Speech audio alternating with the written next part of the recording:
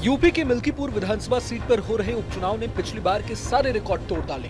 मतदान के प्रति वोटरों में इतना उत्साह आज से पहले शायद ही कभी मिल्कीपुर में देखा गया होगा। 2022 के विधानसभा चुनाव की बात करें तो मिल्कीपुर में कुल 59.95% वोट पड़े थे, लेकिन 2024 के विधानसभा उपचुनाव में दोपहर 3 बजे तक ही 57% वोटिंग हो चुकी थी।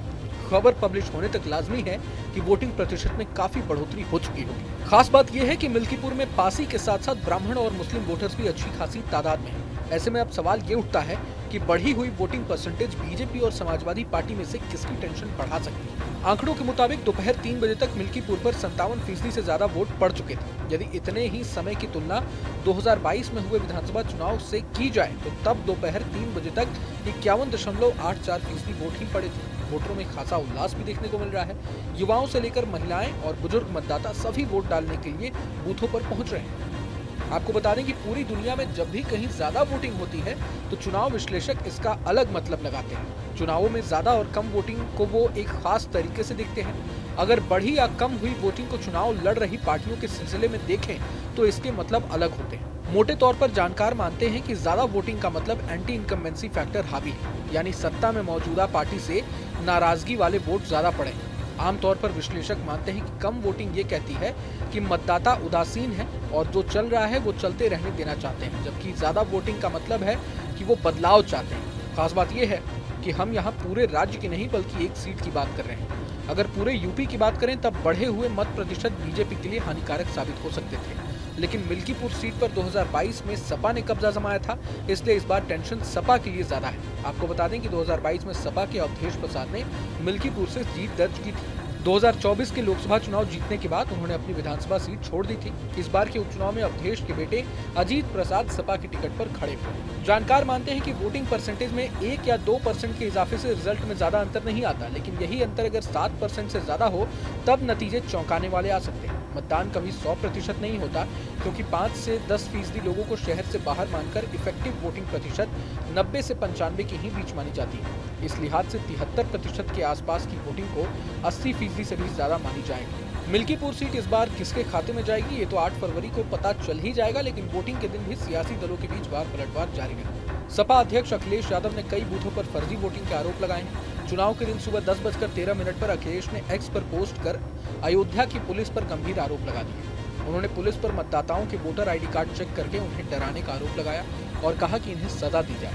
हालांकि अयोध्या पुलिस ने इन आरोपों का खंडन किया। सपा के ऑफिशियल एक्स हैंडल से एक पोस्ट कर आरोप लगाया गया कि विधानसभा में बूथ संख्या 68, 144, 164, 165, 166 और 167 और 168 पर प्रशासन और बीजेपी नेताओं द्वारा फर्जी मतदान करवाए जा रहे हैं। इसी तरह बूथ संख्या 261, 262 और 263 पर बाहरी मतदाता आकर फर्जी वोट डाल रहे हैं। मिल्कीपुर से सपा के कैंडिडेट अजीत प्रसाद ने इस संबंध में क्या कुछ कहा, सुनिए। देखिए, समाजवादी पक्ष में वोट पड़ रहा है, लेकिन यहाँ पे कुछ अराजक तत्व है जो मतदाताओं को प्रभावित कर रहे हैं, उनको वोट नहीं डालने दे रहे हैं। और यहाँ पुलिस प्रशासन जो लगी हुई है वो भी दबाव बना रही है समाजवादी पार्टी के पक्ष में वोट ना पड़े।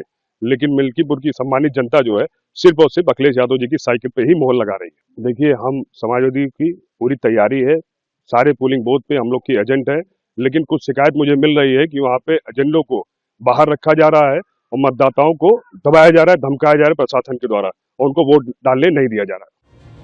सपा के तमाम आरोपों के इतर यूपी सरकार में मंत्री ओपी राजभर ने मीडिया से बात करते हुए कहा कि मिल्कीपुर में एनडीए बम्पर जीत दर्ज करने वाली है। उन्होंने अवधेश प्रसाद पर कटाक्ष करते हुए कहा कि अगर रोने से वोट मिल जाते हैं तो सपा नेताओं को लखनऊ और दिल्ली से ही रोना शुरू कर देना चाहिए। सुनिए।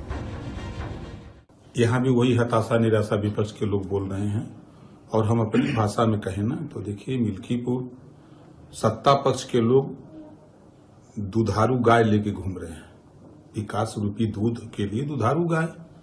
अब विपक्ष के पास ठाठ गाय है, तो जनता दूध चाहती है, विकास रूपी दूध, तो ठाठ गाय के लग जाएगी।